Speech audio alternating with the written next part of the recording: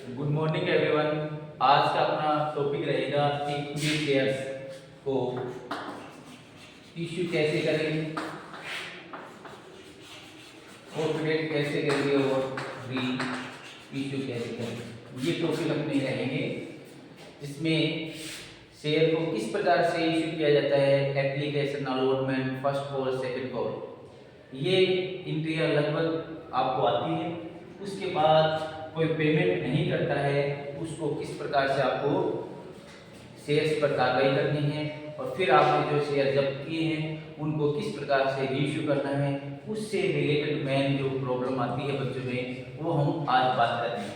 तो देखिए, जो अलॉटमेंट का पेमेंट नहीं किया किसी ने फर्स्ट कॉल का पेमेंट नहीं किया है और किसी ने सेकंड कॉल का पेमेंट नहीं किया, और आपको पता है एप्लीकेशन का पेमेंट सभी करते हैं, इसमें तो कंफ्यूज नहीं है। एप्लीकेशन का पेमेंट सभी ही करते हैं, अलॉटमेंट का, फर्स्ट कॉल का, सेकंड कॉल का पेमेंट ड्यू रह सकता है।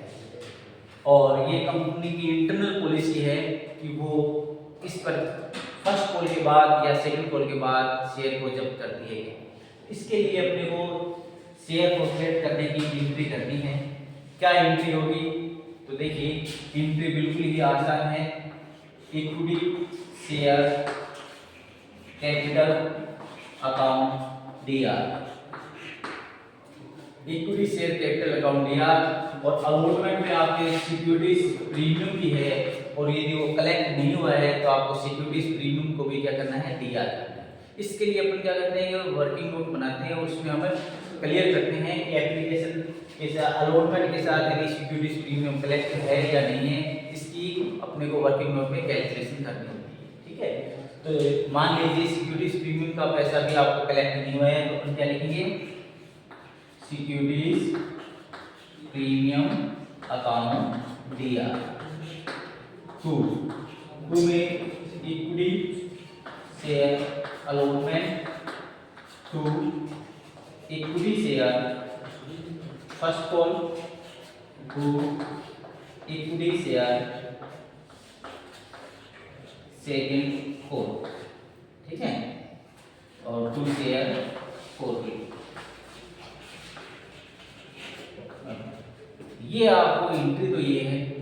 तो इसमें अपने को कुछ बच्चों के ना शेयर को जब्त करने की एंट्री में कंफ्यूज रहता है, भूल जाते हैं, तो उसके लिए अपने क्या याद करना है, इस सभी एंट्रियों में आपने नोटिस किया है इस इक्विटी शेयर कैपिटल 2 में लिखते हो आप, और जब आप शेयर को ट्रेड करोगे, जब्त करोगे, तो आप इक्विटी शेयर कैपिटल को क्या करना है, डीआर करना है। देखिए, equity share capital DR, securities premium नहीं मिला है तो वो भी लिख दीजिए, securities premium D R.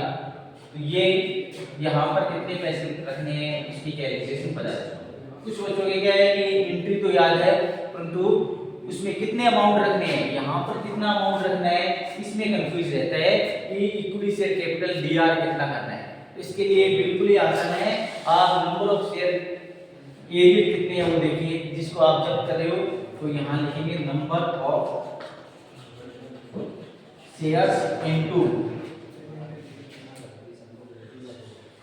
Call up पर शेयर, कॉल अप पर शेयर,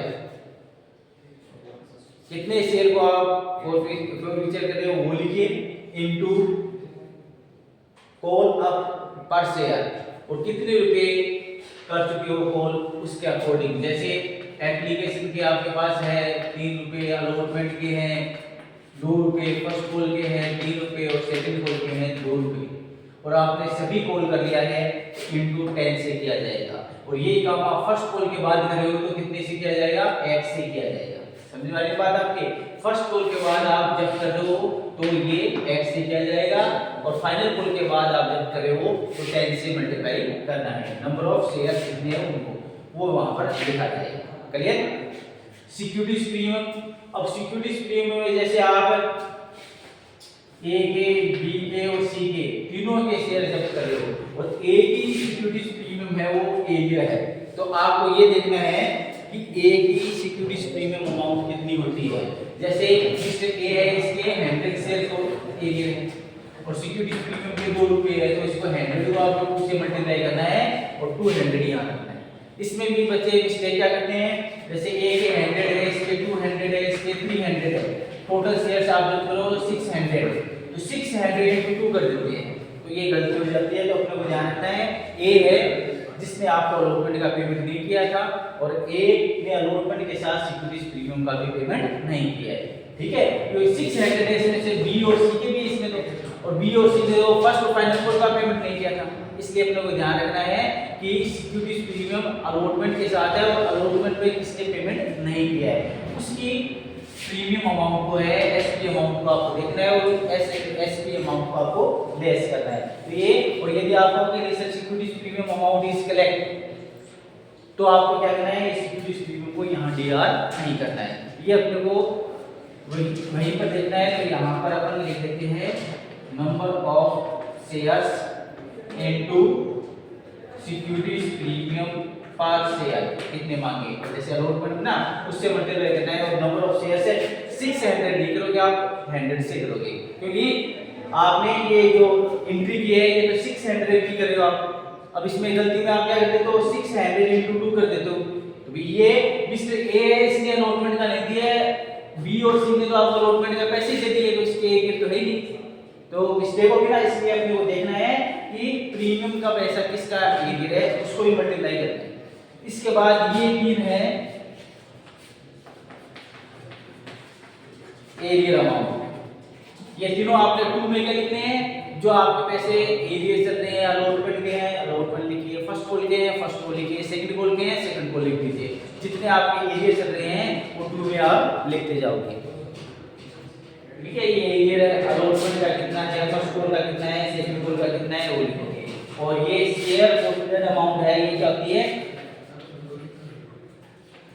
रिसीव्ड अमाउंट, प्राप्त राशि होती है, ठीक है।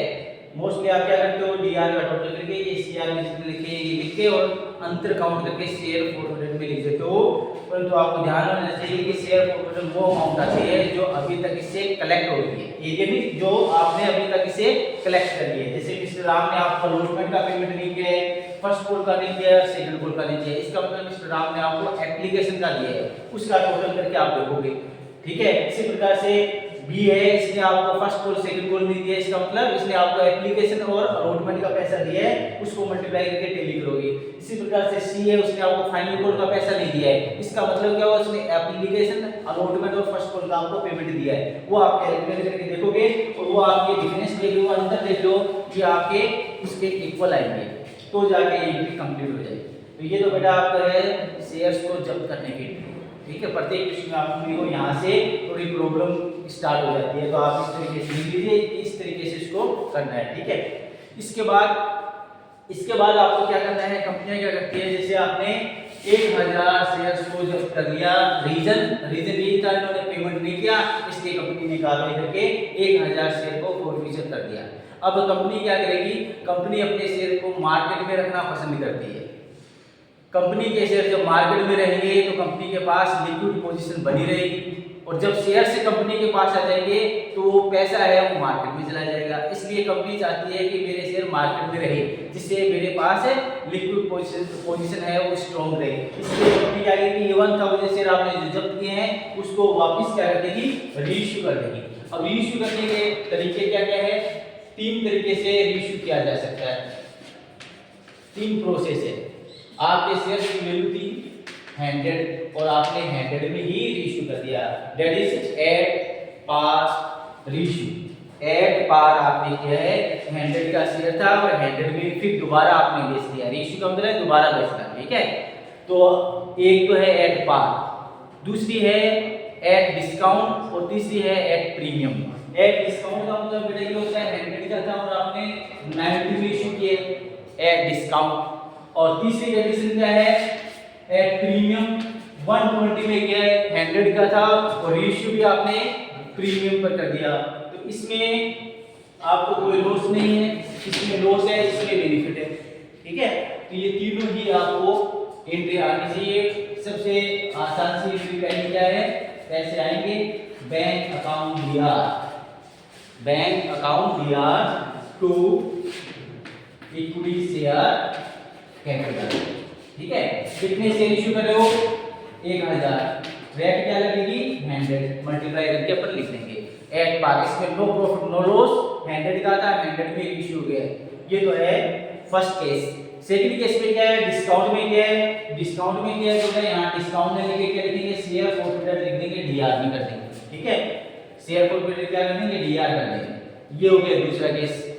और तीसरा केस क्या होता है, तीसरे केस में प्रीमियम है तो प्रीमियम में आपको यहाँ शेयर फॉरफिटेड डीआर नहीं करना है, simple entry securities premium to में लिख देना है। Bank account D R to equity share capital to securities premium. इस प्रकार से इशू करने का आपको प्रोसेस पूछा जा सकता है कि आप शेयर्स को किस प्रकार से इशू करते हो। तो तीन टाइप है, तीनों आप लिख देना विद एंट्री के साथ। और इसके बाद शेयर फॉरफिटेड को आपको कैपिटल रीजन में ट्रांसफर कर देना है। लास्ट एंट्री आपकी क्या होती है, जो रीइश्यू हो जाते हैं उनकी शेयर फॉरफिटेड अमाउंट लास्ट में कैपिटल रीजन में ट्रांसफर कर दी जाती है। इस प्रकार से ये आपका कंपनी अकाउंट में जो मेन प्रॉब्लम थी वो ये थी, वो आपको मैंने बता दी, रिवाइज क्लास है ये। और इसमें अब इसके बाद आपको ये पूछे बैलेंस शीट बनाइए, तो बैलेंस शीट बना देना। बैलेंस शीट पूछे ना, तो इस प्रकार से बैलेंस शीट क्रिएट कर देंगे। फर्स्ट इक्विटी एंड लायबिलिटीज कैसे, और फिर शेयर कैपिटल लिए डिबेंचर सिक्योरिटीज प्रीमियम ये लिख देना। और फिर सेकंड में एसेट्स में कैश एंड बैंक लिख देना। इस प्रकार से बैलेंस शीट में पुट करने के लिए पूछ सकते हैं। तो ये आपका कंपनी अकाउंट का एक टॉपिक था जिसमें आपको कंपनी अकाउंट में इक्विटी शेयर को इशू करने के लिए, फॉरफिचर करने के लिए, उसके बाद इशू करने के बाद देन बैलेंस शीट क्रिएट करने के लिए यहाँ तक के क्वेश्चन आपको पूछे जाएंगे।